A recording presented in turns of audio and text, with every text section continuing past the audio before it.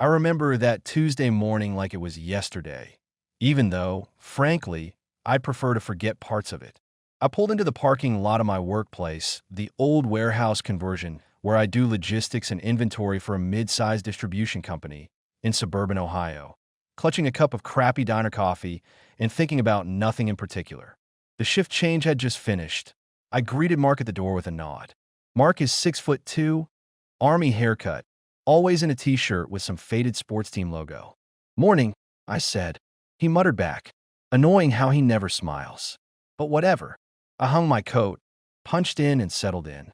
It was a normal day, or so I thought. The kind you don't think twice about while you're living it. A week earlier, my girlfriend, Jessica, had broken up with me. I say girlfriend loosely. Nearly girlfriend maybe fits better. We'd been together for about 18 months. I had my flaws.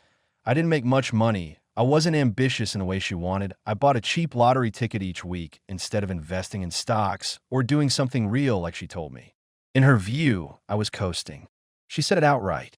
"I don't know why you keep doing that," she said in her last few months. "You keep buying the same damn ticket instead of saving or building something. It's childish." And I did buy the ticket each week. For me, it was a ritual. After payday, I'd drive by the convenience store, drop $2 on a scratch-off for a lotto slip, grin at myself, and go home. I never believed I'd win more than $5. I never planned to retire off it. It was a tiny hope, a little joke, a break in the routine. She made it out to be a symbol of a bigger problem. So on that Saturday before, she told me she was done. She said, "I'm tired of waiting for you to become something you're not. I don't want to keep telling myself you're going to do that someday. You're stuck." She packed a few things, left, and added, with a kind of finality I hadn't expected, "And don't call me." That cut deep. Not because I love her in some grand romantic way, but because I realized how little time we'd spent actually talking, how little faith she had in me, how much I'd let myself drift. Back to Tuesday, I clocked my 15-minute break, stepped outside, leaned against my car, an 8-year-old American sedan. I'm no car guy, but it runs, and scratched the lottery ticket I'd bought just that morning on a whim. I was expecting nothing. I scratched off the numbers. Something flicked weirdly. I double-checked. My lungs didn't exactly stop, but there was a flicker of "oh shit." I turned the ticket over. I called the number inside the office after the break because I couldn't keep staring at the thing. Eventually, the voice on the phone said, "Yes, you have a winning number." Then they said, "Call the claims department." Long story short, I had just one lot of those prize levels. The ticket said I'd won $100,000. For someone like me, who barely made enough to cover rent, car insurance, and the odd night out, that was a big deal. That is when everything changed. I don't want to give the impression I handled it like some movie scene hero. I didn't sprint down the street shouting, "I'm rich."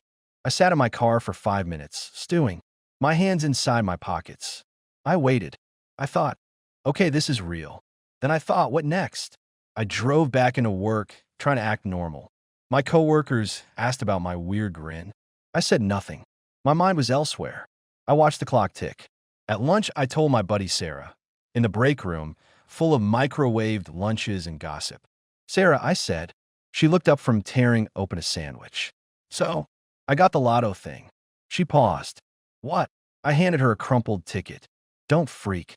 But apparently, this is for 100 grand. Her eyes went wide. "No way. Are you messing with me?" "Nope." She stared. Then, quietly, "Dude, that is insane." And I laughed low-key. Because, yeah, it was insane. Maybe for one moment, I felt invincible. But only for that one moment. I still had bills, still had a job, still had to decide what to do with this windfall. The point is, nothing else changed yet.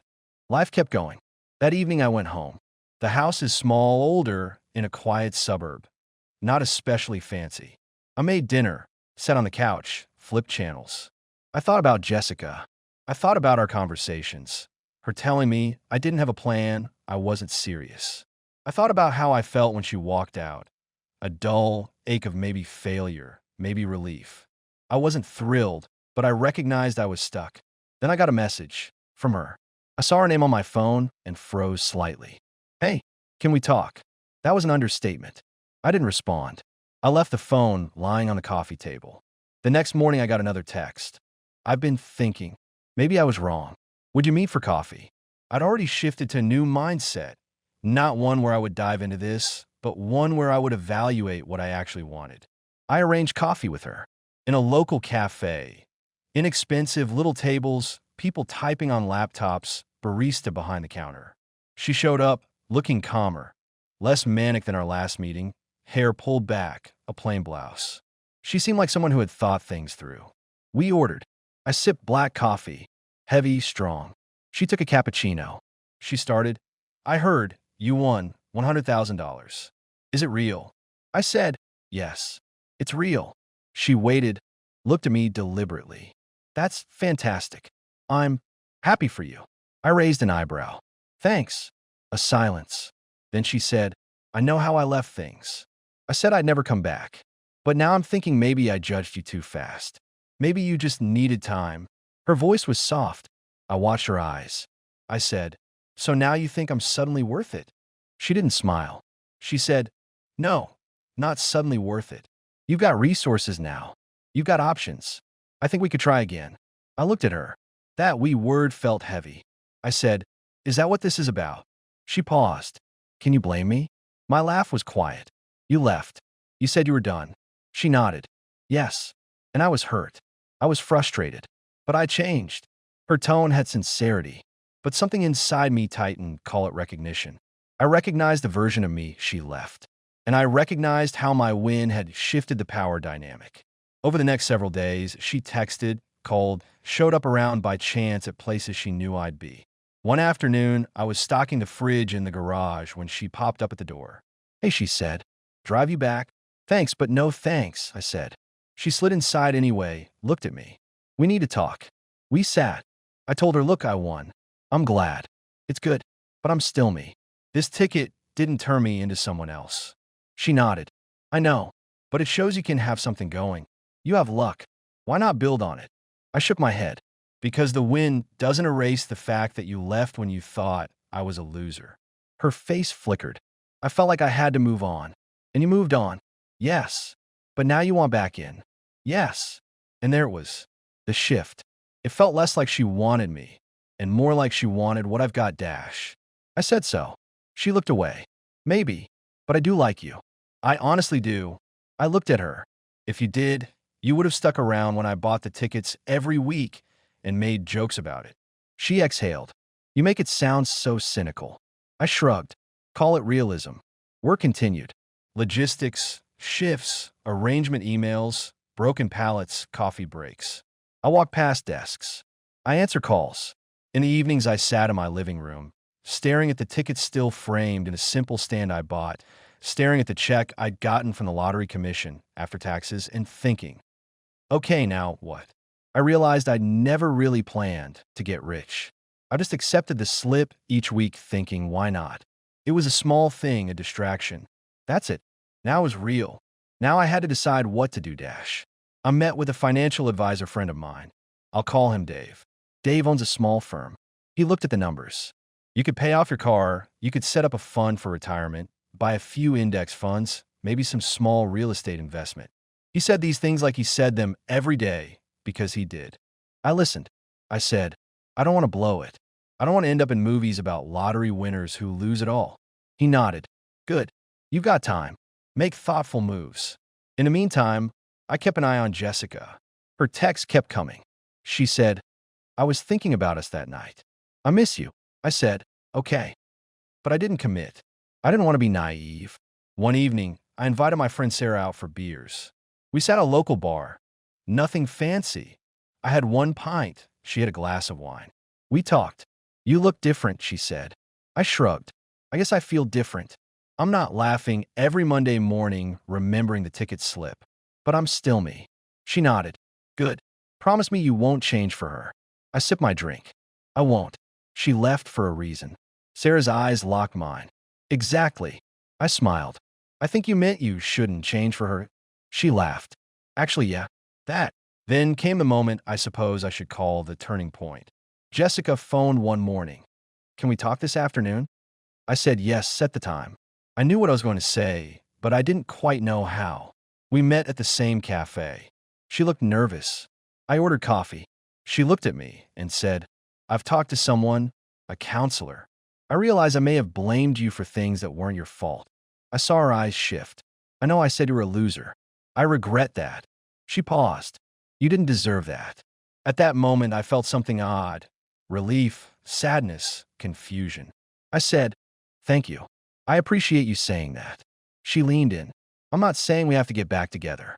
I'm saying I was wrong. I nodded. I get that. Then I said, here's the thing. You came back because I won. That's how it feels to me. She hesitated.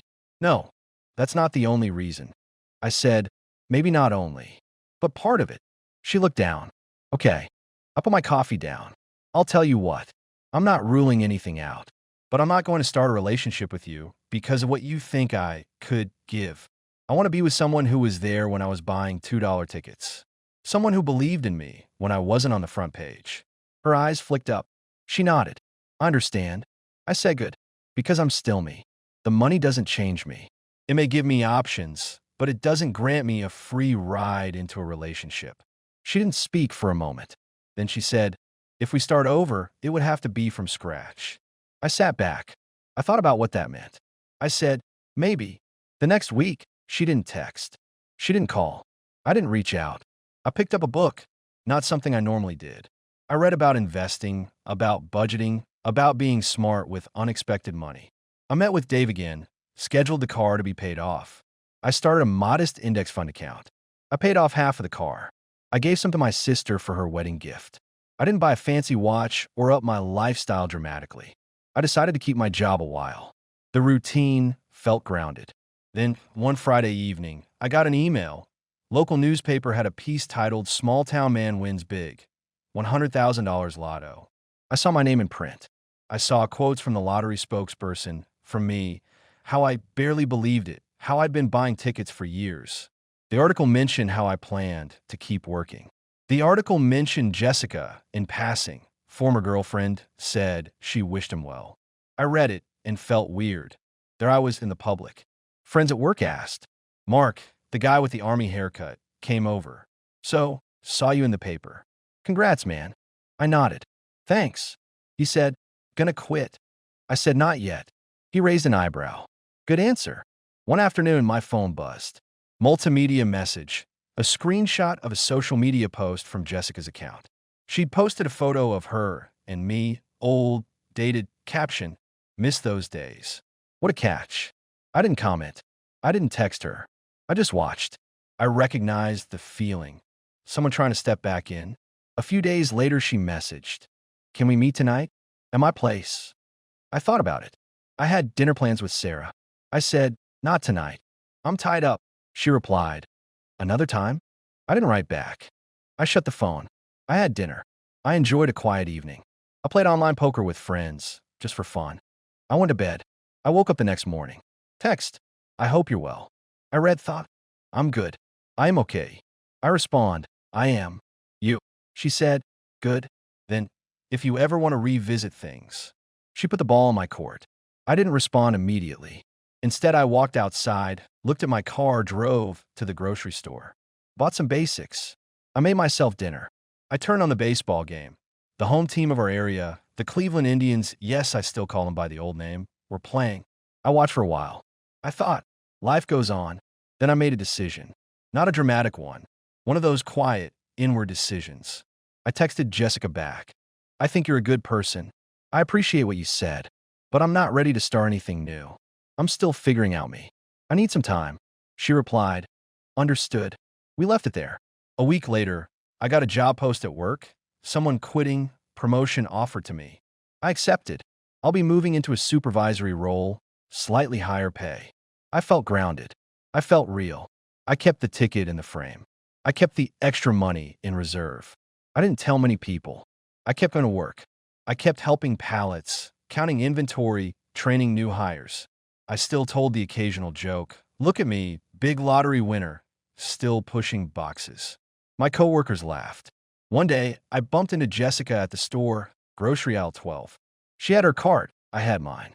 I said hi. She looked surprised. We exchanged pleasantries. She asked how I was. I said good. She said, I'm glad. I nodded. She added, take care of yourself. I said, you too. And that was it. Walking away, I thought, this is what I wanted. Not a glamorous reunion, not a showy lifestyle, but something steady, something honest. The money didn't make me someone else. The loss of the relationship taught me that respect and presence matter more than luck. And the win reminded me that yes, sometimes life tosses you a curveball. What you do afterward defines you. Now I look back. I buy that occasional ticket still. Not because I expect anything, just because it's the ritual and a bit of fun. I don't tell Jessica about it. She might laugh, but I'm okay with that. I drive my car. I watch baseball. I meet friends.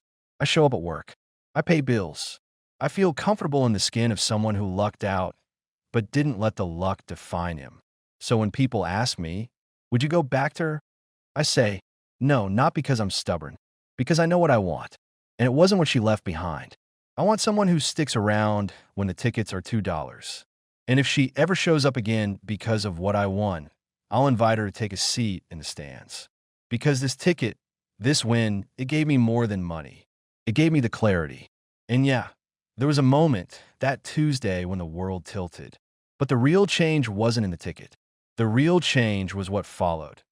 Keeping my feet on the ground, recognizing what I should have seen before, and standing firm when old patterns try to sneak back in. That's my story.